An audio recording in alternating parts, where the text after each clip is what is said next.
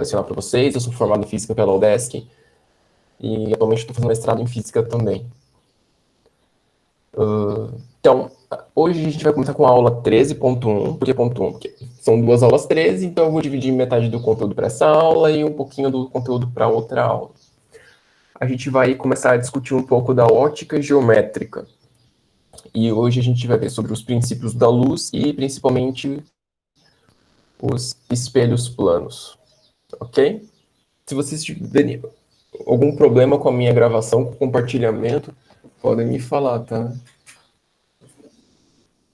Alan, eu não tô vendo o Google Meet, então se der algum problema eu cair, me manda uma mensagem no WhatsApp. Vocês podem fazer pergunta a hora que vocês quiserem e também fiquem à vontade para abrir o microfone de vocês e fazer a pergunta a hora que vocês quiserem, tá? Eu deixei o meu e-mail aqui também, é herning.gabriel@gmail.com, para caso vocês queiram tirar alguma dúvida, beleza? Também vou estar disponibilizando esses quadros para vocês depois. Bom, vamos começar então. Ótica geométrica, né? Então, só uma pequena curiosidade, né? É válido na língua portuguesa escrever tanto ótica como óptica, com esse P aqui.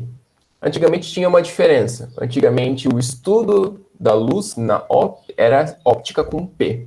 E ótica sem P era tipo a loja lá, a ótica. Hoje em dia não tem mais diferença nenhuma. Aí, bom, cada um faz como preferir. Opa. Aí.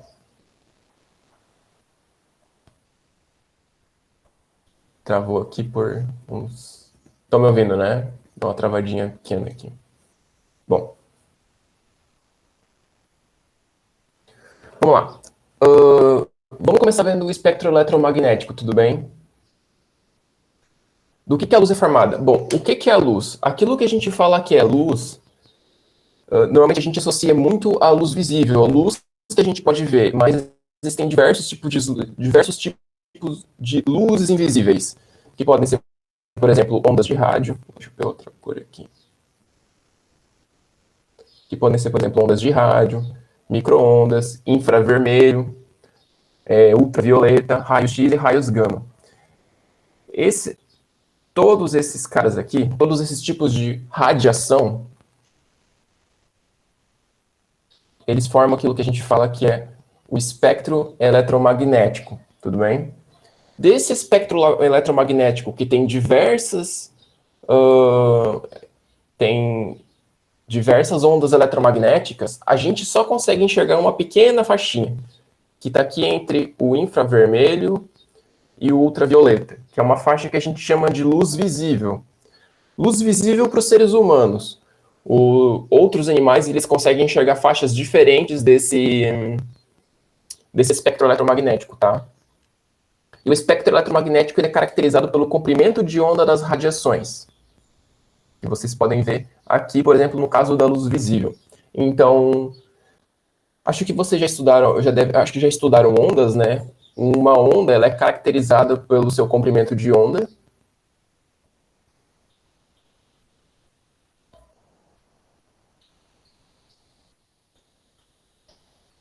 E também pela sua frequência.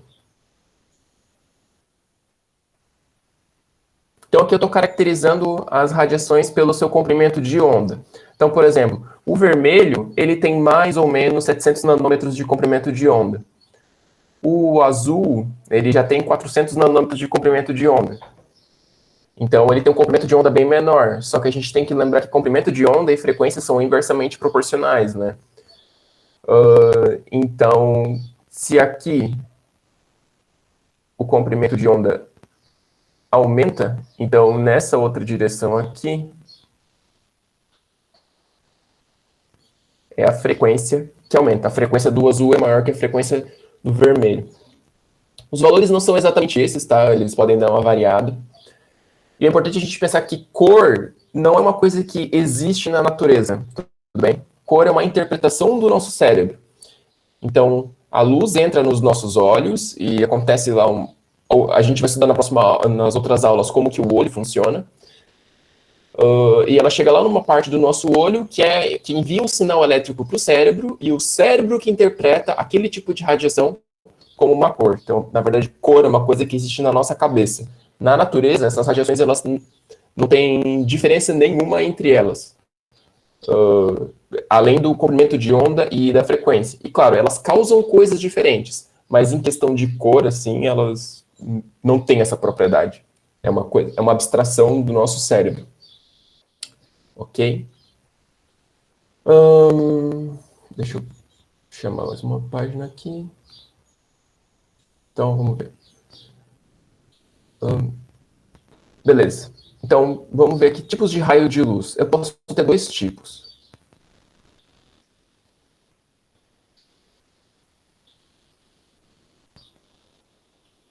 Eu posso ter o policromático.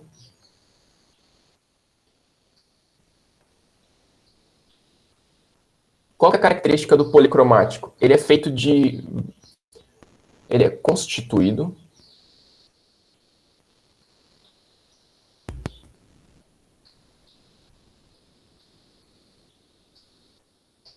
de vários raios com comprimentos de onda diferentes.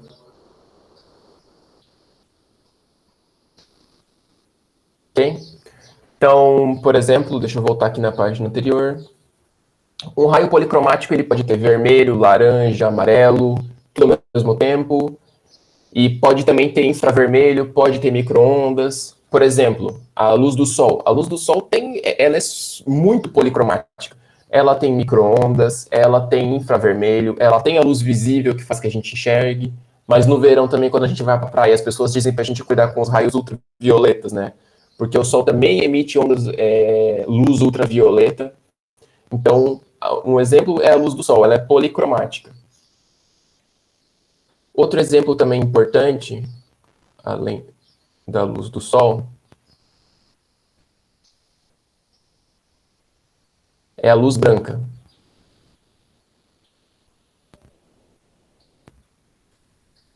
Ela é constituída de todas as luzes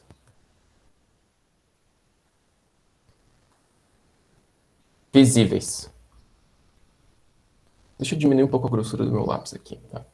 Então, a luz branca ela é constituída de todas as luzes visíveis. Então, por exemplo, a lâmpada do meu quarto aqui, ela é branca. Possivelmente a do quarto de vocês também é branca. Isso significa que não existe uma cor branca, tá?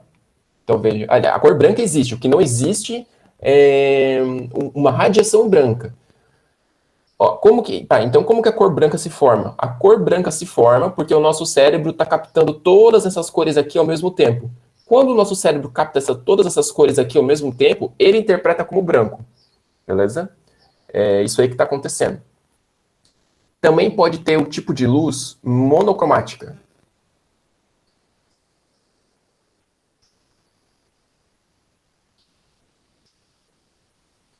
Bom, vou dar uma dica, por eliminação, né? Se a policromática é constituída de vários raios com lâmbidas diferentes, a monocromática ela é constituída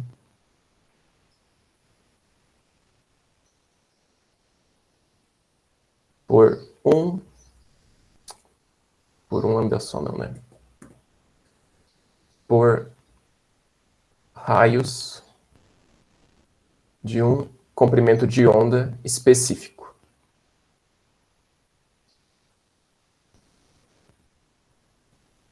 Exemplo, esses laserzinhos aqui, ó. Vocês conseguem ver o laserzinho aqui?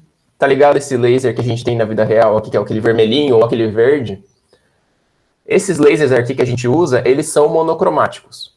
Então, por exemplo, o laserzinho vermelho, toda a luz que sai dele ali é um comprimento de onda bem específico. Eu não vou saber dizer quanto que é agora, mas toda a luz que sai dali é só um único comprimento de onda. É claro que não é perfeito, né? Mas é aproximadamente. Aproximadamente. Mesma coisa para o verde. Em experimentos que a gente vê que normalmente aqueles lasers super fortes. Todo tipo de laser ele é feito com comprimentos de onda muito específico. Não é misturado como policromático. Todo laser ele é monocromático. Tá bom? Então, só deixa eu botar aqui um exemplo.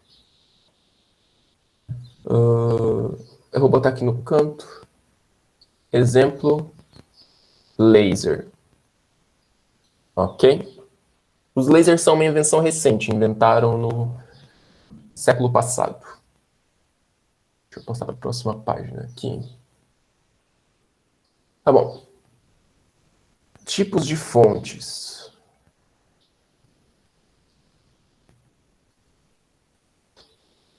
Temos dois tipos de fontes de luz, tá? Tipos de fontes de luz, só para deixar bem claro. Primária.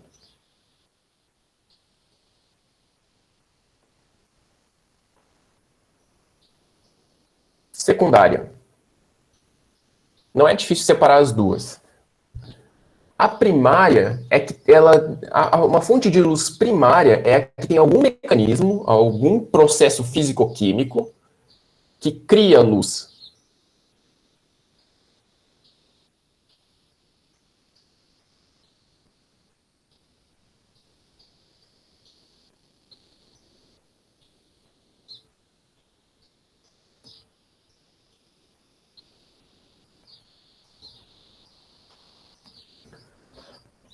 Deixa eu apagar só essa aqui de baixo.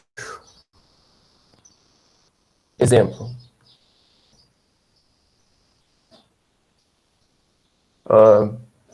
Sol.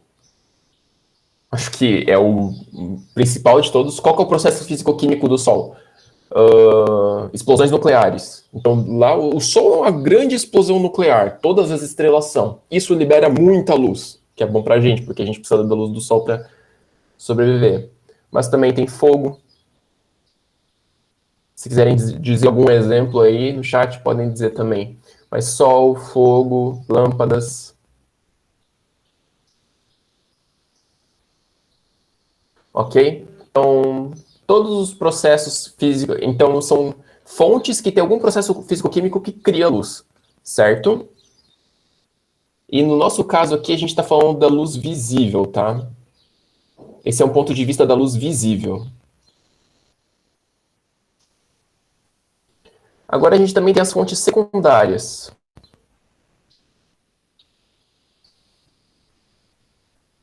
As fontes secundárias, elas iluminam também, assim como a fonte primária, só que elas não iluminam através de criação de luz. Elas iluminam através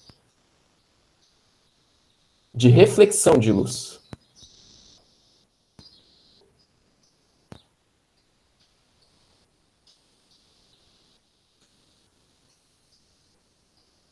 Exemplo: lua. A lua ilumina o céu à noite, só que a lua em si ela não é uma fonte, só que a lua ela não tem nenhum processo físico-químico que cria luz. Então como que a luz pode iluminar a noite?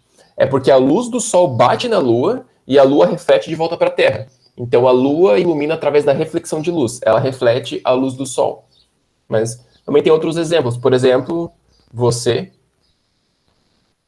você só você ilumina, por isso que dá para enxergar você. Só que você só ilumina porque tem uma fonte primária batendo, jogando luz em você. No meu caso aqui, por exemplo, é a lâmpada do meu quarto, e eu emito a luz que eu estou refletindo, que ela joga em mim. Então é assim que dá para ver. Se eu, por exemplo, apagar a luz ali, a lâmpada vai desligar, então eu perco a minha fonte primária e eu não vou ter mais luz para refletir, então vai ficar mais escuro aqui no caso. Né? Tudo bem que hoje é dia, então vai ter sol lá fora e tá mais ok, mas por exemplo, na noite é muito difícil enxergar uma pessoa dentro da casa se todas as luzes estiverem desligadas, né? Porque uma pessoa não é uma fonte primária, não é uma fonte secundária. E se não tem uma fonte primária para enxergar uma fonte secundária, não dá para enxergar a fonte secundária, quanto mais a secundária pode iluminar alguma coisa, certo?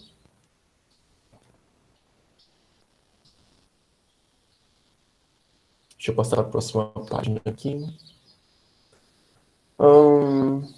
Tá. Agora a gente também tem aqui tipos de fontes primárias.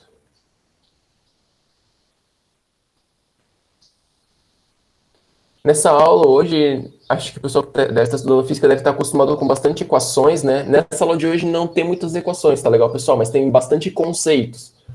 Então, bom, há quem goste, há quem não goste.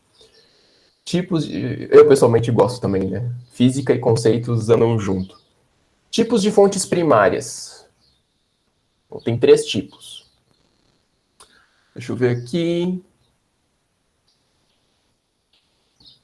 Temos a termo incandescente.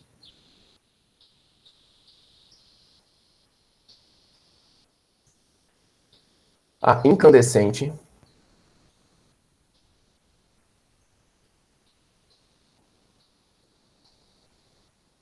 Qual que é o último? E a luminescente.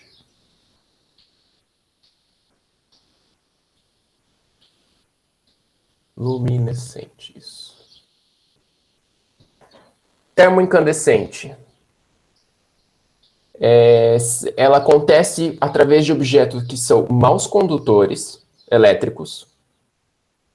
Normalmente, isso é uma coisa importante, né? Geralmente, um mau condutor elétrico é um mau condutor térmico, e um bom condutor elétrico é um bom condutor térmico, tá? Então, ela é feita por maus condutores e baixas temperaturas.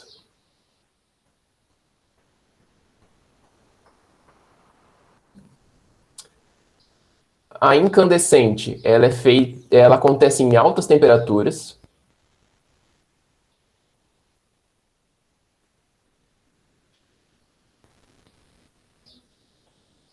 E a luminescente, bom, pode acontecer em qualquer temperatura, mas ela é feita através de uma reação química.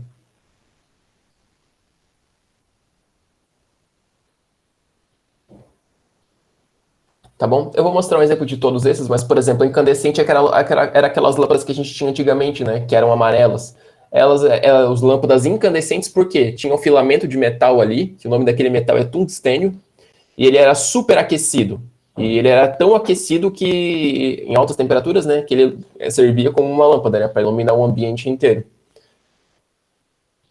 Aí, hoje em dia também tem as luminescentes, por exemplo, relógios eletrônicos, né, que tem aquela luzinha verde. Aquele tipo de luz é uma fonte primária, né, luminescente.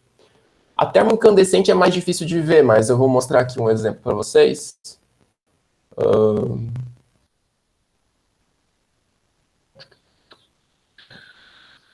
Aqui, ó. Olha só, isso aqui é quartzo. Vocês conseguem ver na tela aí do Google, né? Quando eu aqueço o quartzo um pouquinho, não precisa ser muito quente, tá? Isso aqui é a baixas temperaturas. Esse aqui é o termoluminescência. Ele vira uma fonte primária. Então, se eu aquecer o quartzo um pouquinho, o quartzo é um mineral que é tipo vidro. É um tipo especial de vidro. Veja que quando eu apago a luz, ele vira uma fonte termoluminescente. Então, esse cara aqui da esquerda, né, tem uma temperatura um pouquinho mais alta que esse cara aqui da direita, e no escuro ele já ilumina. Já. Então, o quartzo tem essa propriedade aí. É uma fonte primária termoluminescente. Já quando a gente pega a incandescência, esse aqui todo mundo deve ter visto, né? Vamos ignorar a banda de metal aqui.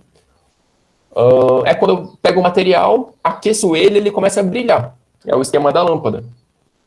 Então, essa é a incandescência. Quando a gente aquece os objetos, eles começam a brilhar de tão quente que eles vão ficando. Quente não é a palavra correta, né? Eles começam a brilhar conforme a temperatura deles vai aumentando. E a luminescência, que acontece através de uma reação química, é assim. Ó. São reações químicas que acontecem em alguns objetos que fazem com que ele brilhe. Um exemplo que tem na natureza é o vagalume, né? A barriga do vagalume ela brilha de noite por causa de um processo químico. Então, tem várias dessas coisas por aí. Ok? Deixa eu voltar aqui para o quadro. Próxima página aqui. Então, meios. Por onde a luz viaja.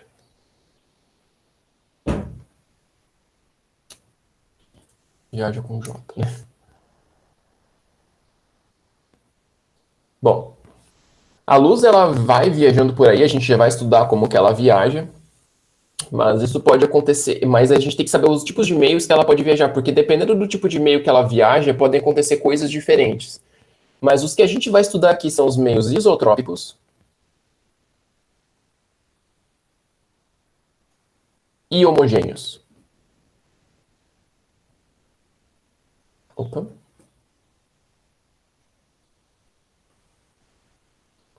Bom, quando você estiver fazendo sua prova e você lê essas duas palavras, você tem que pensar o seguinte: isotrópico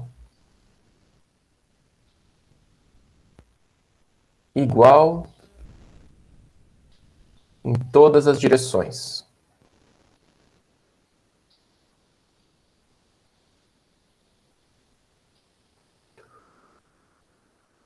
Homogêneo,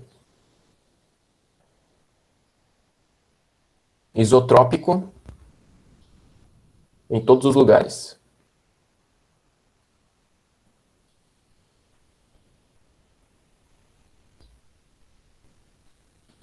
Ah, mas dá para ser isotrópico ao mesmo tempo que não é homogêneo? Dá. Já vou mostrar um exemplo. Mas aqui no nosso estudo, a gente vai estar principalmente lidando com esses dois tipos com esse tipo de meio, que ele é isotrópico e homogêneo ao mesmo tempo, tá? Depois a gente vai ver um meio que não é assim. Mas isso fica para as próximas aulas. Mas eu vou dar um exemplo de como que é isotrópico, né? Ó, vamos pensar nesse ponto aqui. Imagina que você está nesse ponto do espaço, tudo bem? E aqui tem um monte de coisas ao seu redor. Um monte de partículas.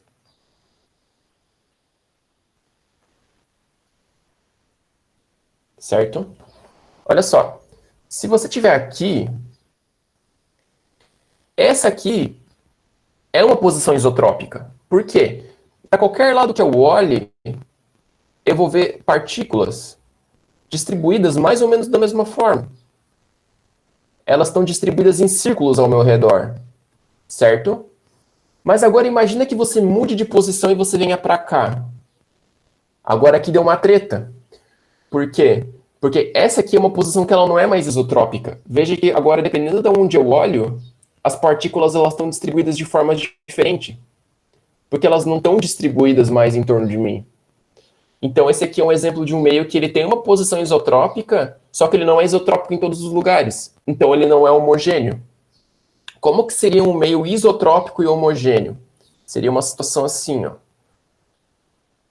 onde as partículas elas estão distribuídas de forma homogênea, já diz o nome, ou seja, de forma igual em todos os lugares. Agora, por exemplo, se eu vier nessa posição aqui, essa posição ela é isotrópica, porque não importa onde eu olho, as partículas estão distribuídas da mesma forma. Essa posição aqui também. Não importa onde eu olho, as partículas estão distribuídas da mesma forma. É claro que isso nunca vai ser perfeito, né, gente? Isso aqui é uma aproximação. Então, se eu estou aqui é isotrópico, e eu saio daqui, eu vou para outro lugar, e o outro lugar é mais ou menos isotrópico, então dá para dizer que o ambiente é homogêneo. Isso aqui é na média, tá? Nada é perfeitamente isotrópico, quanto mais perfeitamente homogêneo, ok? O contrário de isotrópico, o que é uma coisa que não é isotrópica? É uma coisa que é anisotrópica. Então, o contrário de isotropia é anisotropia. E o contrário de homogêneo é heterogêneo.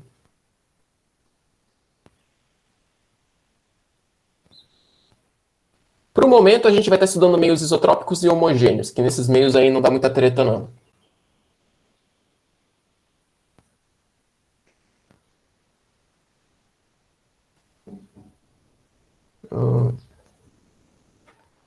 Desses meios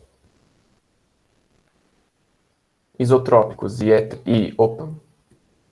dos meios isotrópicos e homogêneos, a gente tem três tipos. A gente tem os transparentes,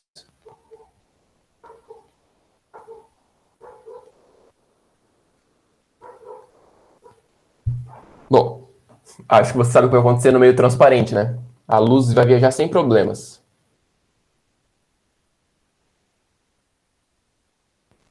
Caramba, tô botando G ali. A luz viaja sem problemas.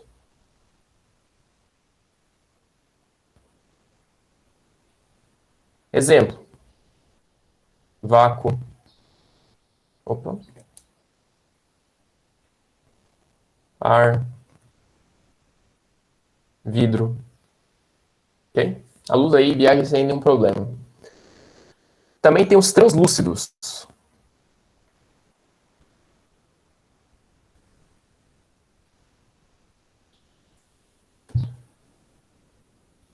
Esse aqui é isso, né? É. Translúcidos.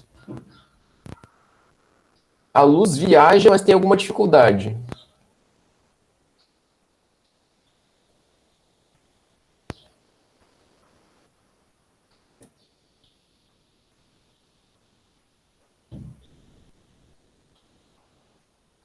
Exemplo, vidro fosco,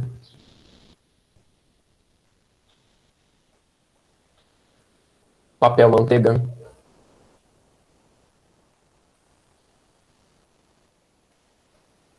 ok? Etc.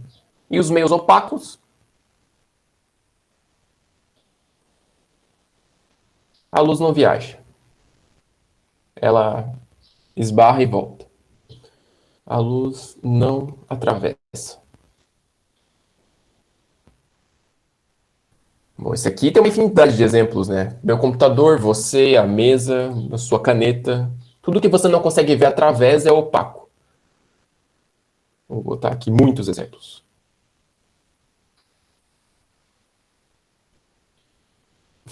Ok? Beleza.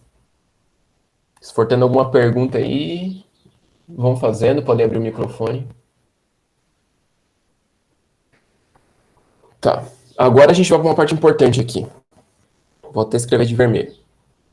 Agora a gente vai estudar os princípios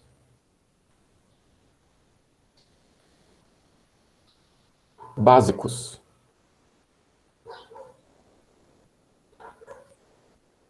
da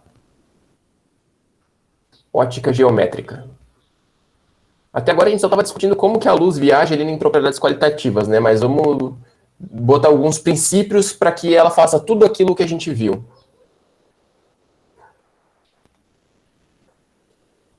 O primeiro princípio, a propagação retilínea.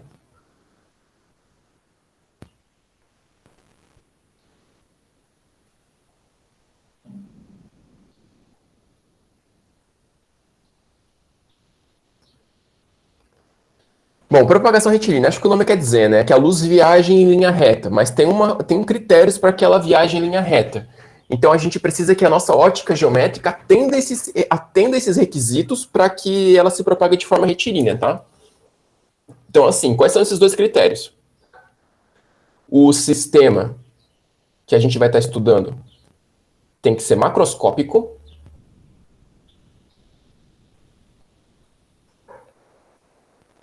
E também tem que ser aquelas duas qualidades que a gente estudou antes: isotrópico e homogêneo. Por isso que a gente precisa que os meios sejam isotrópicos e homogêneos, para ter propagação retilínea da luz. O que macroscópico quer dizer, né? Porque macroscópico é muito relativo. Macroscópico quer dizer a minha mesa, ou macroscópico quer dizer o planeta inteiro, ou o sistema solar inteiro. Macroscópico, para a gente aqui, a gente precisa dar uma informação do quão grande precisa ser o nosso sistema. O tamanho do nosso sistema, que eu vou botar aqui uma letra, sei lá, D, para tamanho do sistema, esse tamanho ele tem que ser muito, muito, muito maior do que o comprimento de onda da luz que a gente está estudando. Se isso acontecer, então a propagação da luz vai ser retilínea. Tudo bem? Próximo princípio. Os sistemas que a gente vai estudar, isso aqui vai acontecer, tá bom? Próximo princípio. Reversibilidade dos raios de luz.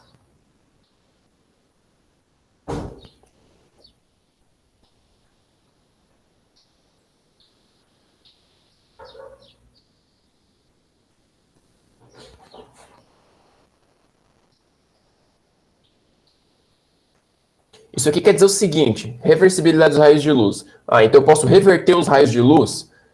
Sim. Isso aqui quer dizer o seguinte: se vale o caminho de ida,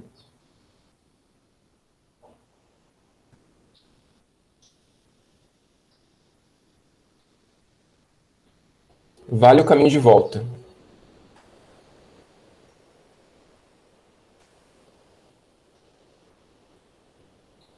Como que isso funciona? Funciona o seguinte, basicamente, tudo o que você pode enxergar, dos pontos de vista desses lugares, se tivesse algum outro observador, esse observador também poderia te enxergar, certo? Por quê? Porque se vale o caminho de ida de que o raio de luz bate nesses objetos e vai para os seus olhos, tem que valer o caminho de que a luz que sai dos seus olhos e bate nesses caras, e esses caras poderiam te enxergar, certo?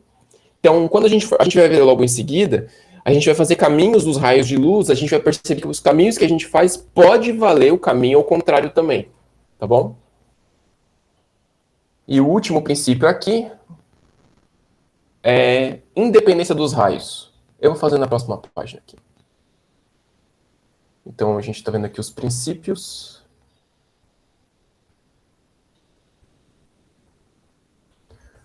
O terceiro princípio é independência.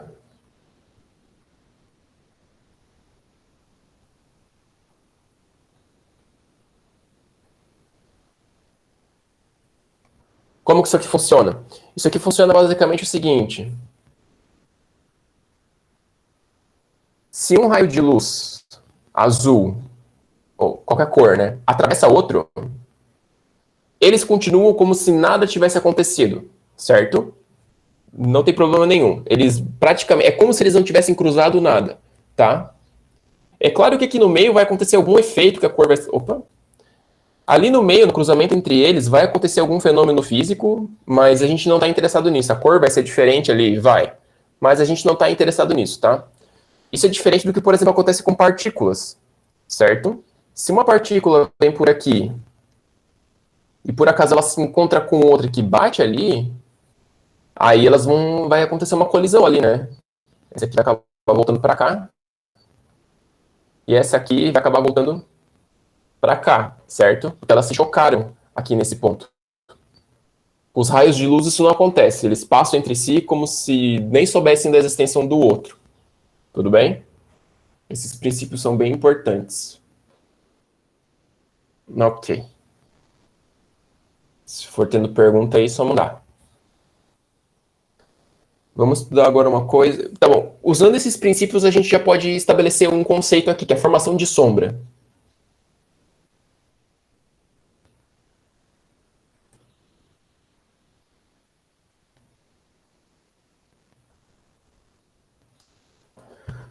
Como que isso aqui funciona? Formação de sombra, fonte pontual.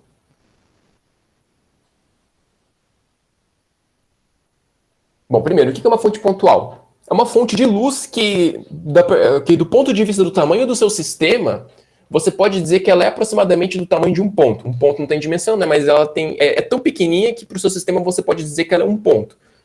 Exemplo da vida real. As estrelas à noite. Cara, as estrelas são bolas de explosão nuclear gigantes, certo? Só que a gente está tão longe delas que, do nosso ponto de vista, para o nosso sistema, a gente pode dizer que elas são aproximadamente um ponto. O Sol. O Sol é uma estrela também, só que a gente está muito mais perto dele. Não dá para dizer que o Sol é um ponto, né? Se você for lá fora agora, depois da aula, você vai ver que, tipo, o Sol não é um ponto. Dá para fazer um círculo com ele com a mão, certo? Mas vamos ver aqui uma fonte pontual. Então, olha só. Eu vou fazer um pontinho de luz aqui. Aí eu vou fazer um anteparo aqui que vai ser iluminado por essa fonte de luz. Só que esse anteparo, eu vou botar um outro objeto aqui no meio do caminho, que é um objeto opaco. Ou seja, ele não deixa a luz passar. Agora a pergunta é, que regiões do meu anteparo... Deixa eu só botar aqui, anteparo. Que regiões do meu anteparo vai ter sombra e vai ter região iluminada? Como é que a gente pode fazer isso?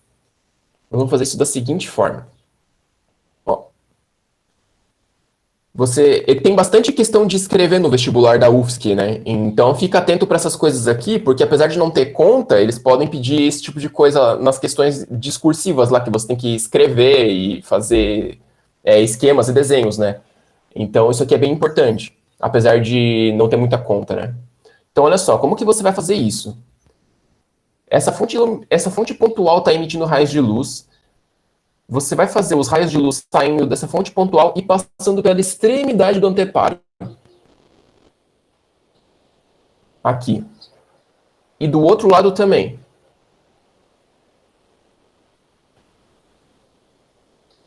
Foi. Então, olha só. Já que os raios de luz se propagam de maneira retilínea, cara, a melhor região que eles podem iluminar é daqui. Opa. Eles podem iluminar daqui para cá. E daqui para cá. Dá para iluminar aqui no meio? Cara, não tem como iluminar ali no meio, né? Porque o raio de luz teria que sair daqui. Ele não. Eu fiz torto aqui, mas ele vai reto, né? Então, ele bate no objeto opaco. Se ele bate no objeto opaco, a gente viu ali atrás, o objeto opaco não deixa a luz passar. Então, beleza. Isso não pode. Ah, então a luz poderia dar uma volta aqui e iluminar aqui atrás? Não, isso também não pode, porque a luz se propaga de maneira retilínea nesse sistema aqui que a gente está estudando, entendeu? Então, se ela se propaga de maneira retilínea, a melhor das hipóteses que ela consegue é essa configuração aqui que a gente fez. Então, aqui está iluminado. Aqui também está iluminado. Só que aqui é sombra. Beleza? Tomar cuidado quem... Acho que na UFSC não é muito comum isso, mas também tem outro nome para sombra, que é umbra. Tá bom? Mas quem for tentar outro vestibular aí também é comum chamar de umbra. Não vai enroscar por causa disso. Ok? Vamos ver outro tipo de formação de sombra.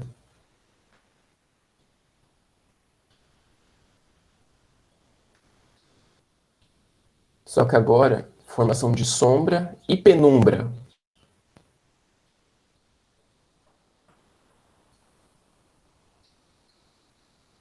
Fonte extensa. O que pode ser uma fonte extensa? Pode ser o sol, pode ser aquelas lâmpadas incandescentes que são compridas. Esse tipo de coisa é uma fonte extensa. Olha só, eu vou botar uma fonte extensa aqui. Tudo bem. Então, para o meu sistema, ela não é mais pequena o suficiente para dizer que ela é um ponto. Eu vou botar o anteparo aqui. Opa, perdão, esse é o objeto opaco, tá? E eu vou botar o anteparo aqui. Beleza? Então, a ideia é mais ou menos a mesma. Ó, eu vou pegar a pontinha desse cara aqui e vou fazer ele passar por aqui. E agora eu vou pegar a ponta desse lado de cá e vou fazer ela passar por aqui. Ah, mas espera aí, esse objeto ele é extenso agora. Será que essa ponta de cima aqui, essa ponta de cima aqui, né? Eu fiz ela iluminando só essa parte de cima, mas será que ela não pode iluminar a parte de baixo também? Bom, aí que tá, é claro que pode. Então, para objetos extensos, eu também tenho que fazer a parte de cima e iluminar o outro lado.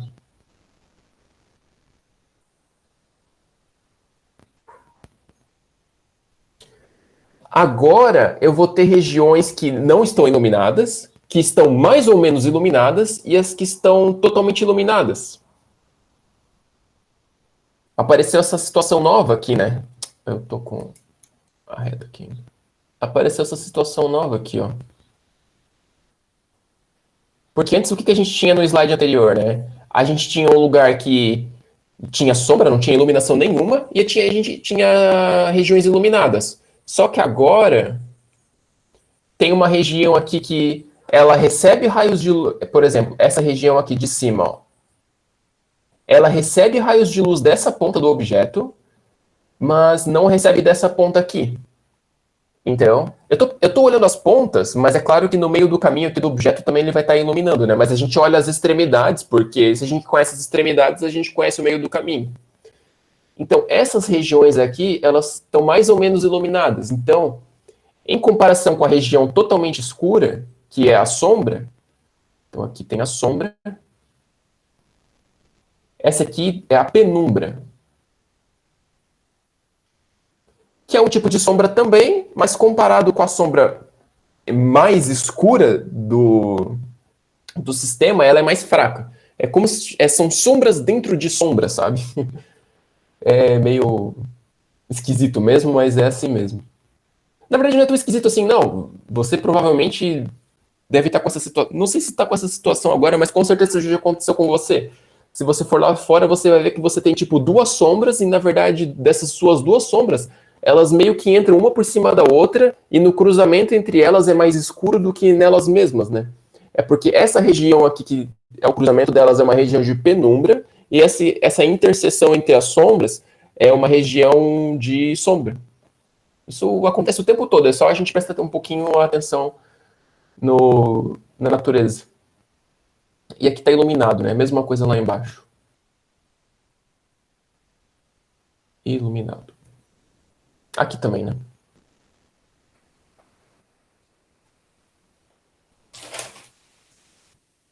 Então, olha só. Isso a gente já teve só aplicando os princípios da ótica geométrica, né? Então, vamos já aplicar isso para a gente conseguir entender um tipo de fenômeno da natureza agora, que está se falando muito na mídia por aí, então a gente tem que ficar atento, que são eclipses. Não sei se vocês separaram, mas de alguns anos para cá, as pessoas começaram a falar bastante sobre eclipses, né? Sobre. Enfim, teve até um eclipse, acho que tem uns 3 meses aqui em Joinville. Não deu pra ver, né? Que obviamente choveu. Lua de sangue, essas paradas tudo aí, né? Cara, isso sempre aconteceu, tá? Todo ano. Só que aconteceu alguma coisa que as pessoas começaram a sempre comentar isso. Então, eu vou fazer um desenho aqui que eu vou até escrever de vermelho, um alerta. Um alerta que esse desenho tá fora de escala, tá?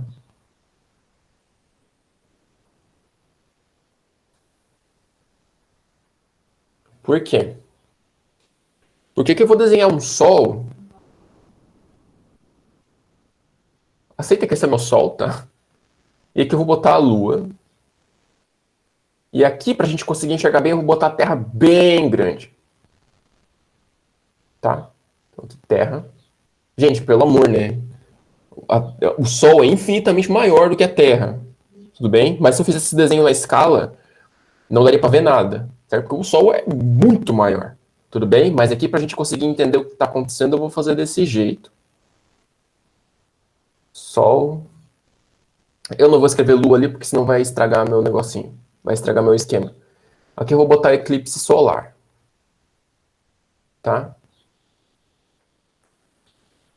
Como que isso aqui vai funcionar? Olha só. É o esquema da penumbra que a gente fez antes.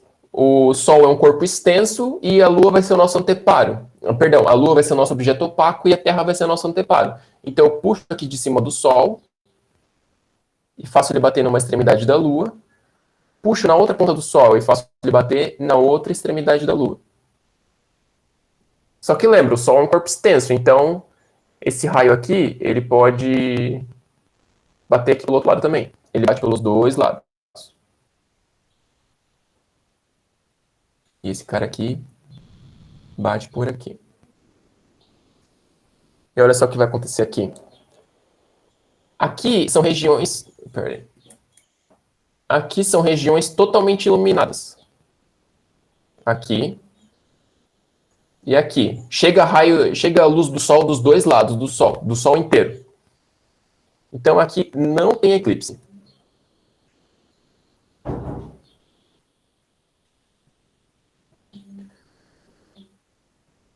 O que você acha que vai acontecer aqui? Tá chegando luz de uma parte só do Sol. Deixa eu apagar. Não vou apagar a Terra ali, mas. Só dá para ver uma parte do Sol nessa região aqui. Então é um eclipse parcial. Aqui também. Eclipse parcial. Já aqui nessa região de sombra,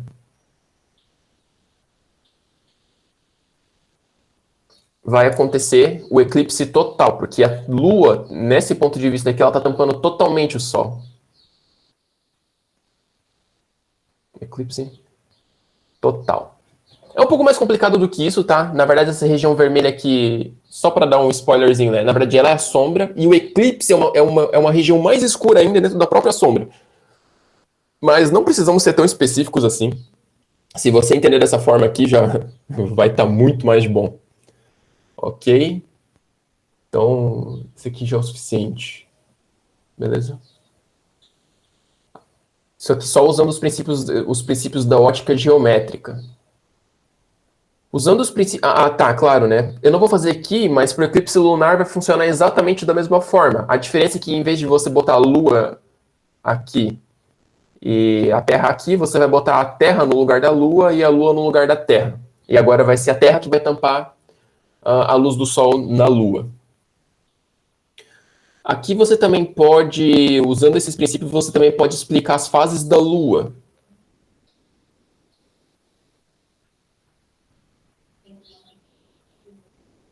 Como? Vou botar o Sol aqui. Aqui eu vou botar a Terra. A Lua gira em torno da Terra, né? Então eu vou botar... De novo, isso aqui não está em escala, né? Então eu vou botar uma luazinha aqui. Vou fazer as 4 possibilidades da Lua, tá? Vou botar como se a Lua tivesse girado para cá e girado para cá. O sentido é esse aqui, tá? O horário. Então, olha só. Nessa primeira posição aqui da Lua, a face iluminada da Lua é a face que está virada para o Sol, né? Então, olha só. Então, o que está iluminado é essa metade aqui da esquerda. Nessa situação, quem está na Terra não vai ver a Lua, porque a Lua não está... O pessoal da Terra vai ver a Lua, a face oculta dela. Não é que vai ver... Não, perdão, não é a face oculta dela. Vai ver a face dela que não está iluminada. Então, eles não vão conseguir ver nada. Essa Lua aqui, a gente dá o nome de Lua Nova. Quando a Lua está nessa outra posição aqui, ó, porque, de novo, a face iluminada dela é sempre a que está virada para o Sol. O pessoal da Terra vai enxergar a Lua pela metade. Então, essa Lua aqui, a gente fala que é a Lua crescente. Agora, desse outro ponto de vista aqui, o pessoal da Terra vai ver a face da Lua totalmente iluminada. Tudo bem? Por quê? Porque a gente na Terra está aqui, né? Então, quem tiver aqui nesse pontinho aqui vai ver a face da Lua totalmente iluminada. É claro que quem estiver do outro lado não vai ver a Lua, porque vai ser à noite, né? Então, é isso aí. Essa posição aqui a gente dá o nome de Lua cheia. E essa outra posição aqui, que a gente vê a Lua pela metade também, só que agora é o contrário, a gente dá o nome de Lua minguante.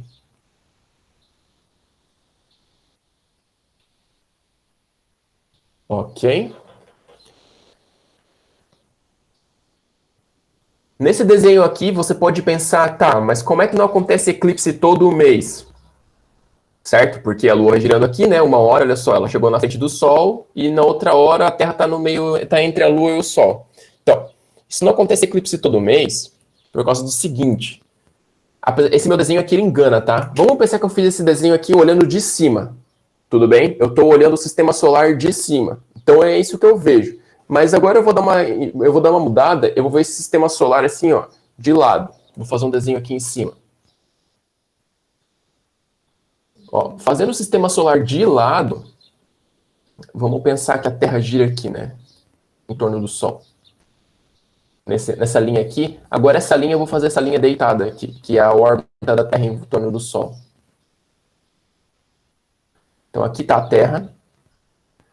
A questão é que a Lua, ela não orbita no mesmo plano que a Terra está orbitando com o Sol. A Lua, ela orbita tortinha. Então ela orbita aqui assim, ó. Então não é sempre que tem eclipse, tá? Tem eclipse quantas vezes por ano? 2 vezes por ano só, porque só 2 vezes no ano que eles conseguem se alinhar. Enfim, eu não vou entrar em detalhes sobre isso. Quem tiver curiosidade, entra no canal aí do professor Alexandre Zabot, no YouTube, que é Astronomia para Todos. Ele explica isso aqui muito bem. Mas como o eclipse está bem relacionado com ótica, vou só falar a informação aqui. Acontece 2 eclipses solares por ano e 2 lunares por ano. E o eclipse também só ocorre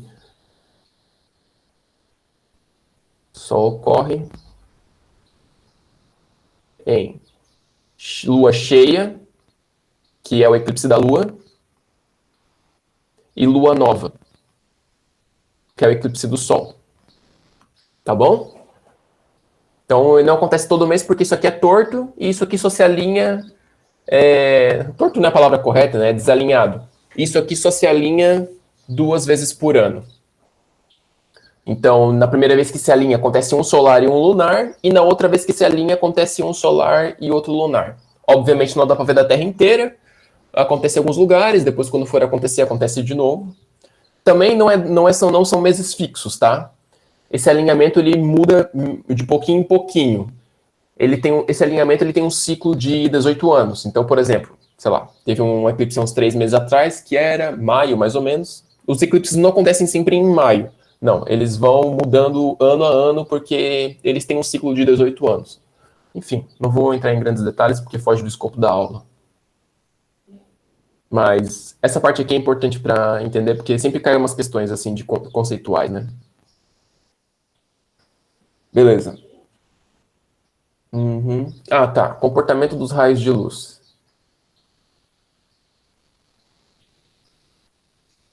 Opa.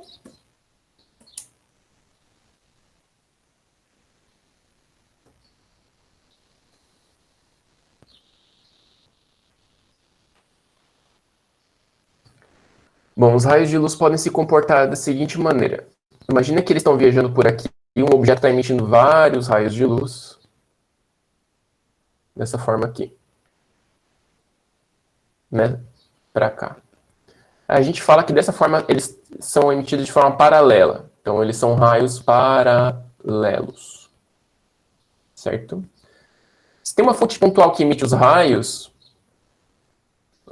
e eles estão saindo dessa fonte pontual,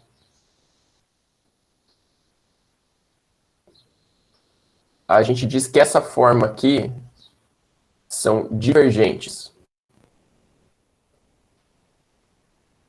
Por que divergentes? Porque os raios divergem desse ponto aqui, né? Eles estão se afastando daquele pontinho que eu fiz. Agora, se tem um outro ponto aqui, e em vez dos raios de luz saírem desse ponto, eles se aproximam desse ponto, adivinha só? Convergentes.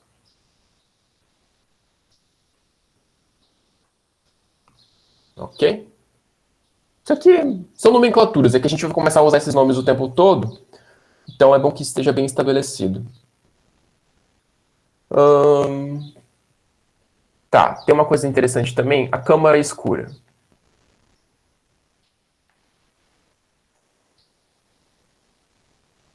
Certo? Então, olha só. Imagina uma espécie de caixa aqui.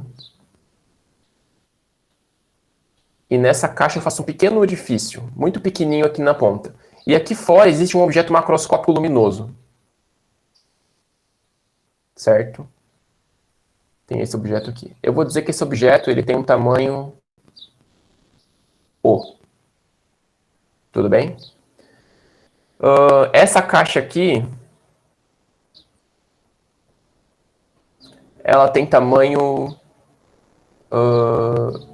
ela tem tamanho D. E o objeto está à distância da caixa a uma distância... Perdão, esse aqui eu vou chamar de D, esse aqui eu vou chamar de D', certo? Olha o que vai acontecer aqui. Esse aqui é um objeto luminoso. Vamos fazer os raios de luz entrarem na caixa. Então, deixa eu fazer eles um pouco mais fininhos aqui. Quando o raio daqui de baixo entra na caixa, ele passa por aqui. E aqui dentro da caixa ele passa reto. Minha caixa ficou um pouco grande, mas não tem problema. E esse raio aqui de baixo passa por aqui. E ele para ali. Eu vou orientar esse objeto aqui, ó. Vou dizer que ele tem uma seta aqui para cima.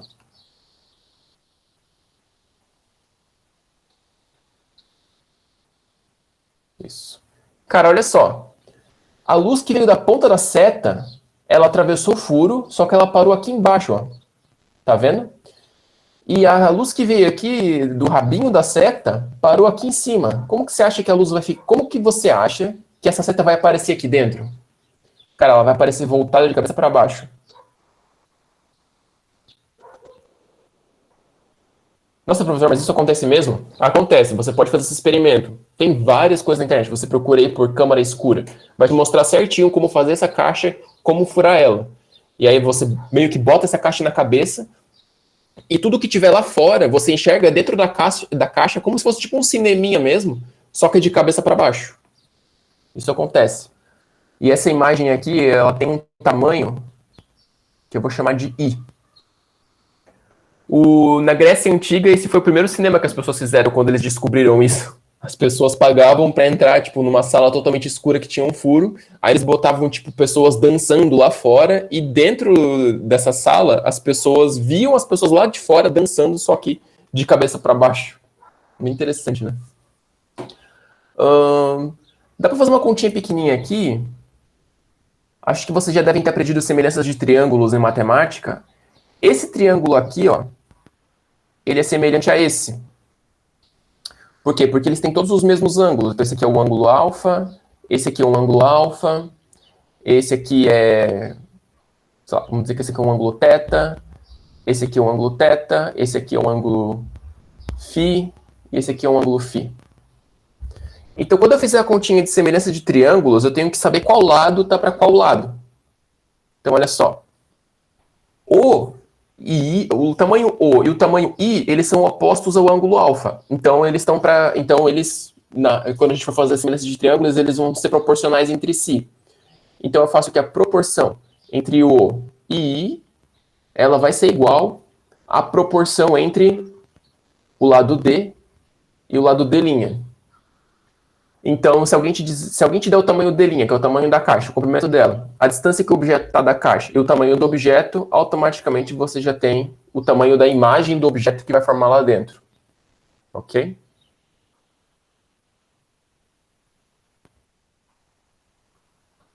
Deixa eu passar para o próximo. Se vocês forem tendo dúvida, pode perguntar aí, ok? Vamos começar então com os espelhos, que foi tão prometido. Vamos lá. Opa. Espelhos planos.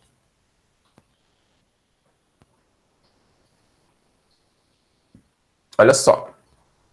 O espelho plano ele não é difícil, tá? Só que aquela velha história. Quando uma coisa não é difícil, ela tem muitas propriedades. Então, apesar do espelho plano ser fácil, ele pode inventar 1 milhão de coisas diferentes com ele. Então, eu vou fazer aqui um espelho deitado. Tudo bem? Essa primeira parte eu vou explicar as convenções que a gente vai tomar aqui. Para a gente conseguir conversar, tá? Então, olha só. Eu fiz aqui esse espelho. Eu tô vendo ele de lado. Eu vou fazer uma escovinha aqui, ó. Esse lado aqui que eu fiz a escovinha é o lado não refletor. Tudo bem? E esse lado aqui tá sem a escovinha é o lado refletor.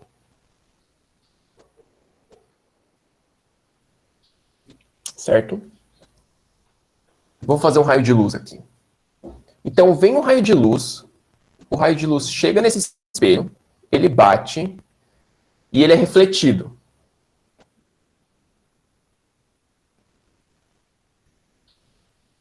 Bom, aqui. Então. Opa. Então ele chega por aqui. E sai por aqui. Aqui eu já vou dar nome para esses raios, tá? Para a gente conseguir se comunicar. Esse aqui, além de eu me comunicar com vocês, vocês também vão poder se comunicar com a prova, né? É o raio incidente.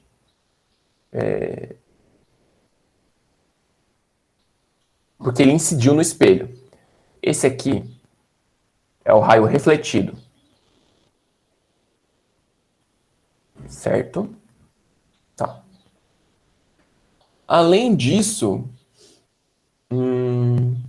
eu vou botar aqui uma outra reta, que ela é uma reta perpendicular ao plano do espelho, tá?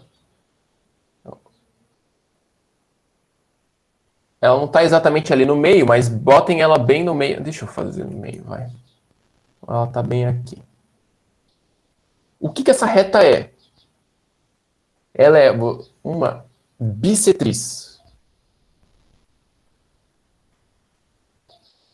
Uma bissetriz é uma reta que divide um ângulo no meio.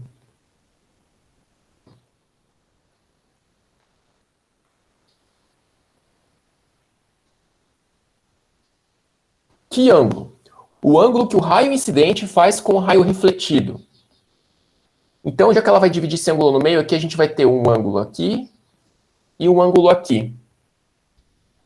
Esse ângulo aqui eu vou dar um nome para ele de I chapéu e esse aqui de R chapéu. O I chapéu é a gente fala que é o ângulo de incidência.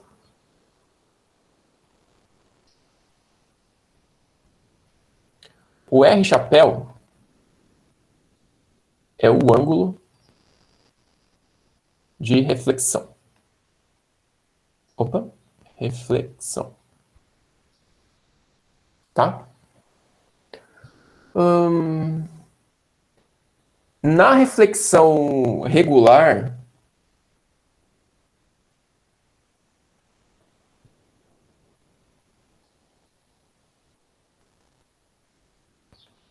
o I chapéu é sempre igual ao R chapéu, tá? E eles são divididos por essa reta azul, que ela é uma bissetriz, né? Mas ela tem um nome físico. O nome matemático dela é bissetriz, né? Mas o nome físico dela é... Deixa eu fazer aqui. É uma reta normal. Por que o nome dela é reta normal? Porque na matemática, uma coisa normal a outra significa que ela faz 90 graus com outra coisa. No nosso caso aqui, o que é? Essa reta azul aqui, que é a nossa reta normal, ela faz 90 graus com a superfície do espelho, tá? Isso é bem importante. Uma coisa para você tomar cuidado aqui, às vezes o vestibular, ele é bem sacana. Ele não vai te dar o ângulo de incidência. Por exemplo, ele não vai te dizer assim, o tal raio de luz incidiu com um ângulo de 60 graus. Aí você já saberia que ele foi refletido com 60 graus. Às vezes o vestibular vai te dar esse ângulo aqui, ó. Aí ele vai dizer que ele vai te dizer que o raio de luz faz o ângulo com o espelho de, sei lá, 60 graus. Então você já tem que saber que o ângulo de incidência, na verdade, ele é 30 graus, porque 30 mais 60 dá 90, certo? Toma cuidado.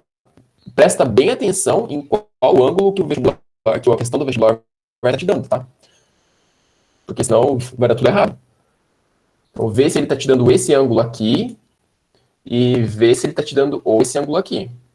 É claro que já que o I é igual ao R, esse θ ele vai ser igual a esse aqui também, tá? Esses dois são iguais. Mas isso não tem diferença. O θ da esquerda é igual ao θ da direita e o I é igual ao R. Isso não tem diferença. Mas presta atenção se ele está te dando o θ ou se ele vai te dar o I. O θ não tem um nome, tá? É só o ângulo entre o raio de luz e o espelho mesmo. Presta bem atenção nisso. Eu vou até apagar isso aqui para não confundir. Então, depois, anota isso aí. Tá? É isso aí. Deixa eu passar para a próxima página.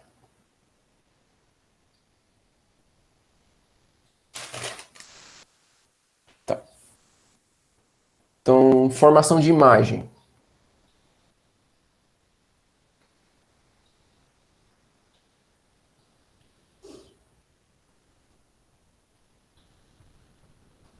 Tá.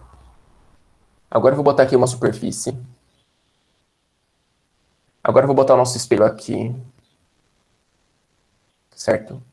Vou fazer a escovinha dele aqui. Então, essa direita aqui não reflete nada, e é a de. Perdão, isso, a direita não reflete nada, é a esquerda que está refletindo. E eu vou colocar um objeto orientado aqui. Aqui está o objeto. Vou fazer uma cadeira. Certo? Vamos ver como é que a imagem desse espelho se forma. Tudo bem? Então, olha só. Eu vou pegar aqui da ponta da cadeira. Aliás, deixa eu ver se eu vou fazer isso mesmo agora. Não, na verdade, eu nem vou fazer isso. Se eu tenho uma cadeira aqui, deixa eu pegar um treco aqui pra gente.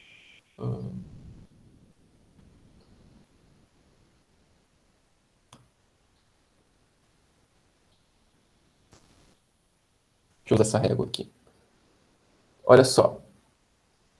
essa cadeira, ela tá a perna de trás dela tá uma distância de 5 centímetros desse espelho aqui. Cara, no espelho plano, a gente vai formar uma imagem atrás do espelho que ela tá exatamente a mesma distância do que o objeto está do espelho.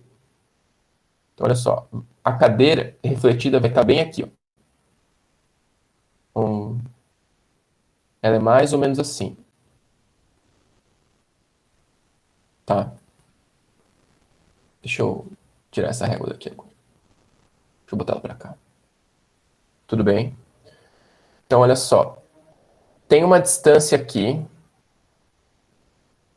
da cadeira. Vou botar a da cadeira. Cada parte da cadeira está a mesma distância da sua própria imagem, tá? Por exemplo, olha só. Digamos digamos esse ponto da cadeira. Eu digo que ela está uma distância P do espelho. E a imagem dela, que se formou lá dentro do espelho, ele vai estar uma distância P'. Tudo bem? No espelho plano, P é sempre igual a P'. A distância P é sempre igual à distância P', tudo bem? Aqui não tem treta. As imagens, elas também têm características. Então, característica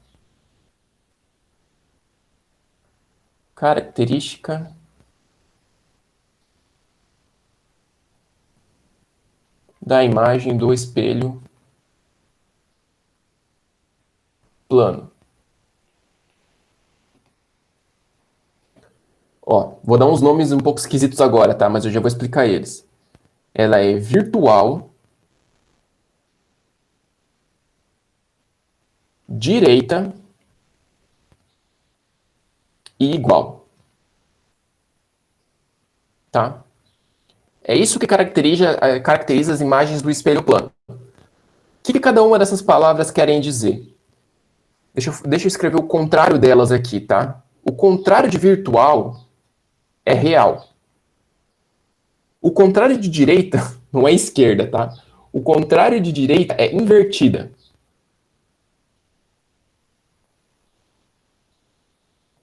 E o contrário de igual não é diferente, tá? É menor ou maior. Então, olha só. Virtual e real. Primeira coisa, uma imagem é virtual ou uma imagem é real? Cara, isso não significa se a imagem existe ou não, tá? A imagem sempre existe. Nas próximas aulas a gente vai estudar uns outros tipos de espelho, onde a imagem pode ser real. O que real e virtual significa? Significa simplesmente se a imagem está atrás ou na frente do espelho. Ó, essa cadeira, ela está atrás do espelho, porque a frente do espelho é aqui. Se a imagem formou atrás, então ela é virtual, sempre. Tá bom? A gente vai ver nas próximas aulas uma situação onde a imagem se forma na frente do espelho. Nessa situação, a imagem vai ser real. Ok? Direita. Direita apenas significa se a imagem virou de cabeça para baixo ou não. Nas próximas aulas, a gente vai estudar uma situação onde a imagem pode virar de cabeça para baixo. Eu vou enxergar a cadeira de cabeça para baixo. No nosso caso, a gente está enxergando ela de cabeça para cima. Então, ela é direita, não é invertida. Igual. Igual se refere ao tamanho. No espelho plano, a gente enxerga tudo com o mesmo tamanho. Ok? Então, se a cadeira aqui tem, sei lá, 1,5 m, a imagem dela vai ter 1,5 m também. Tudo bem? Então, essas aí são as coisas que a gente vai ver. Eu vou apagar esse aqui só para caracterizar só a imagem do espelho plano. Beleza? Deixa eu passar para a próxima. Como que eu construo a imagem? Isso é bem importante. Principalmente em questões escritas, né? Construção da imagem. Então, de novo, eu vou fazer aqui. Eu vou botar o espelho aqui. Vou fazer a escovinha aqui. Eu não vou usar mais a cadeira, agora eu vou usar sempre um objeto orientado, que vai ser uma flechinha, tá bom? Então tem aqui uma flechinha. Como que nós vamos construir a imagem dele? Porque antes lá eu falei como era, né? Mas será que tem uma maneira de construir para a gente não ter que sempre adivinhar? Olha só. Eu vou usar 2 raios de luz, tudo bem? Que saem daqui da ponta dele. Por que da ponta dele? Porque se eu pegar como sai da ponta, por lógica, eu já sei como vai ser todo o resto. Então, olha, eu vou fazer um raio de luz que sai daqui da ponta e ele bate aqui no espelho. Veja, o raio refletido tem o mesmo ângulo do raio incidente. Então, eu entrei com 90 graus. Então, o raio refletido também vai ter 90 graus. Então, ele foi e volta pelo mesmo caminho. Lembra que por causa da independência dos raios de luz, eles não se afetam, certo? Então, nisso aqui, beleza. O que eu vou fazer aqui é um prolongamento dos raios de luz. Veja, os raios de luz não entram para dentro do espelho, tá? Isso aqui é um prolongamento abstrato deles. Para a gente conseguir formar a imagem. Então, aqui. Vou botar o raio de luz aqui. Esse é o prolongamento do raio que entrou desse jeito. Agora eu vou fazer um outro raio de luz, que, por exemplo, vem aqui. Ele entra com um certo ângulo, tudo bem? E ele sai com esse mesmo ângulo. Agora ele não vai ser pelo mesmo caminho, né? Porque os ângulos são diferentes. Porque ele não entrou com 90 graus. Eu não sei se esse ângulo tá perfeito, tá? Mas é isso aí. Então, olha só. Ele entra por aqui e sai por aqui. Eu tenho que prolongar... Toma cuidado, tá? Não prolonga o raio incidente. Esse aí não tem nada a ver. Você tem que prolongar o raio refletido. Então, quando você prolonga o raio refletido, ele vai dar uma... Deixa eu fazer... Tá bom, esse ângulo não tá muito bom. Bom, ele tem que ser bem retinho, tá? Mas no meu caso aqui não tá muito bom. Então eu vou fazer um pouquinho tortinho, só para mais ou menos certa distância. Então ele vai dar aqui. A imagem se forma no cruzamento dos raios refletidos. Eu vou até escrever isso.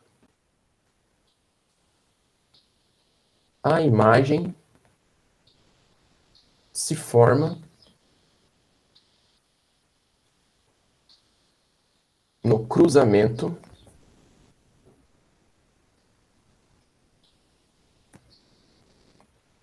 dos raios refletidos.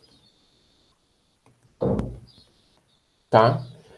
Pode ser o prolongado ou pode ser o de verdade. Tudo bem? Isso não tem a menor diferença. Mas é algum dos dois que sempre vai acontecer.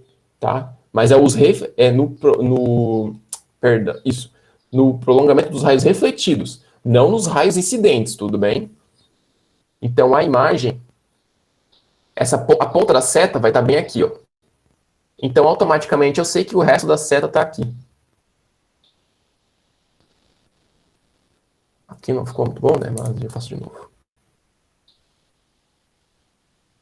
A ponta da seta está ali.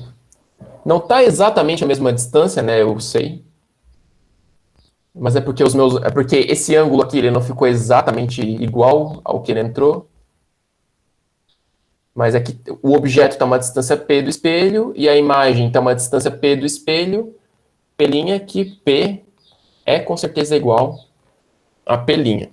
Tá bom? É assim que forma a imagem. Tá.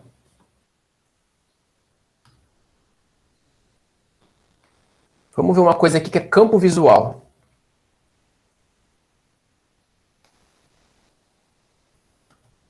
Então aqui eu vou fazer um espelho deitado. E aqui eu vou fazer a escovinha para indicar onde ele não está refletindo. Eu vou colocar um observador aqui. Observador O. E eu vou colocar uma série de objetos aqui.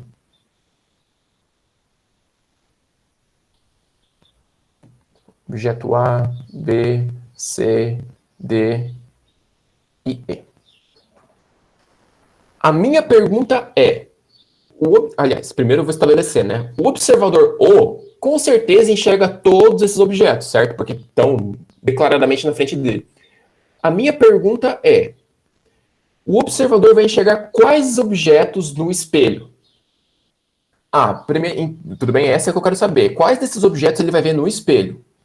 Primeiro a gente tem que pensar o seguinte: todos esses objetos eles têm imagem no espelho? Cara, você não precisa estar necessariamente na frente de um espelho para você ter imagem no espelho, tudo bem? Pensa nisso, porque olha só, esse objeto E, ele não está na frente do espelho, mas ele pode soltar um raio de luz que vai bater aqui no espelho e vai ser refletido, certo? Se ele faz isso, então ele tem imagem no espelho, tudo bem? Se você tiver um espelho aí na sua casa, veja isso. Você não precisa estar na frente do espelho para ter imagem no espelho, tá? Mas a gente quer saber quais objetos ele vai conseguir ver no espelho. Para a gente fazer isso, nós vamos fazer o seguinte. Olha só o que você vai fazer. Se isso cair na sua prova escrita, você prolonga o espelho aqui, certo? Desenha o objeto, aliás, desenha o observador a uma distância mais ou menos igual. Aqui. Como se o observador estivesse dentro do espelho. Eu vou dizer aqui que é o observador linha. Agora você vai fazer uma coisa parecida com o que a gente fez há uns 20 minutos atrás.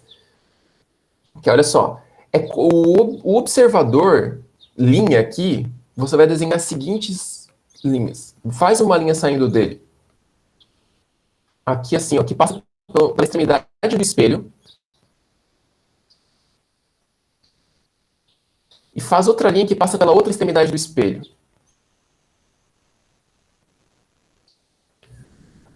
Os objetos que estiverem dentro desse campo visual, desse observador linha, são os objetos que o observador O pode enxergar no espelho. Então, conclusão.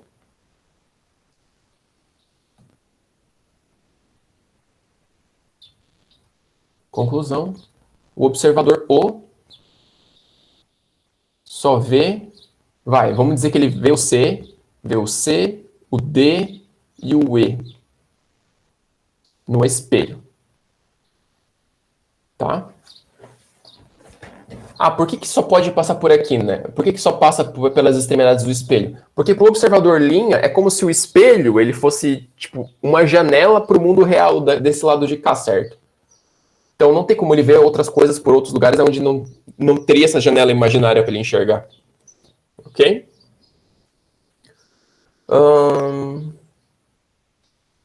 Beleza. Próxima página. Tamanho mínimo do espelho.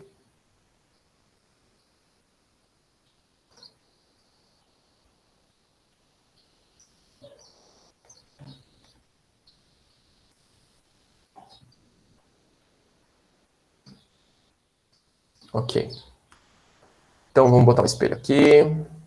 Aliás, vamos botar o chão ali. Deixa eu botar o espelho aqui. Deixa eu botar a escovinha ali. Olha só. Vamos imaginar que tem uma pessoa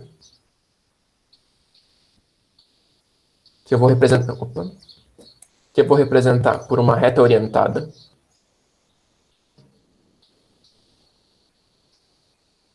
Tudo bem? A pessoa vai ter uma imagem aqui no espelho, certo?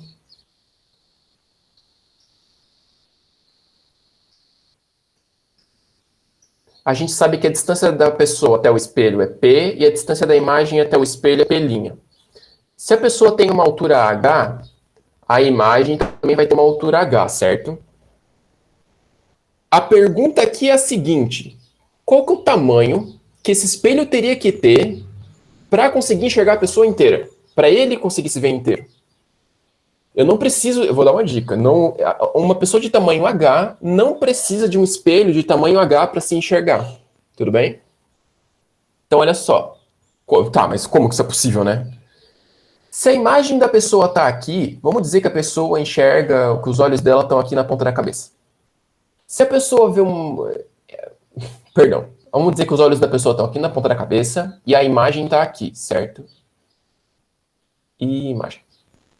Bom, basicamente o que eu tenho que fazer é os raios de luz saírem dessa imagem aqui e conseguirem chegar até os olhos da pessoa. Então, vai sair um raio de luz da ponta da flecha. Ele vai chegar até aqui. Vamos dizer que eles estão do mesmo tamanho, tá? Eu sei que não tá. E o outro raio de luz que vem até aqui. certo? Olha só. Veja que para os raios de luz dessa imagem aqui chegarem nos olhos da pessoa, eles têm que passar por uma janela, ou seja, um espelho que tem esse tamanho aqui, ó. Tamanho Hzinho, certo? E olha só que interessante, temos dois triângulos aqui, ó. A gente tem um triângulo menor, que é esse aqui da direita, perdão, da esquerda, e a gente tem um triângulo maior, que é esse aqui todo, ó.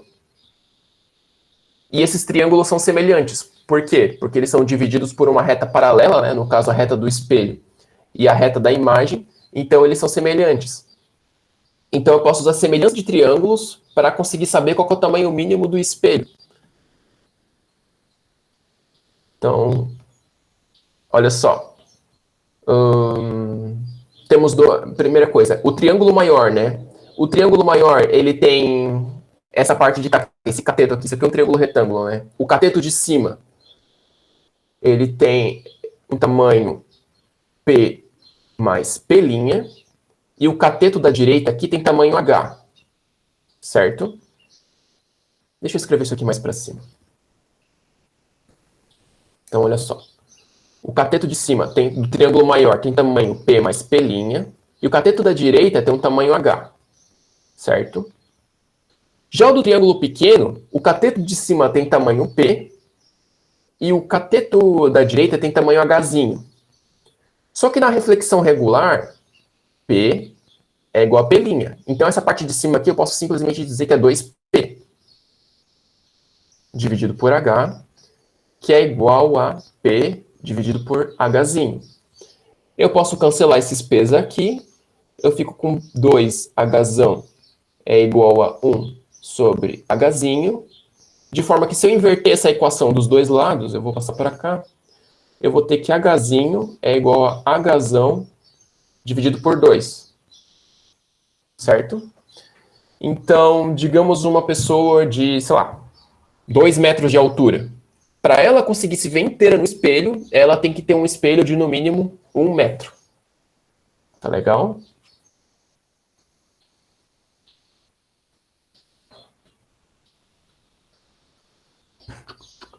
Isso aí. Bom, não sei se eu vou conseguir mostrar tudo que eu queria mostrar, mas eu vou passar um próximo tópico que é mais simples. Aí qualquer coisa, esses outros dois tópicos eu deixo para a próxima aula. Número de imagens.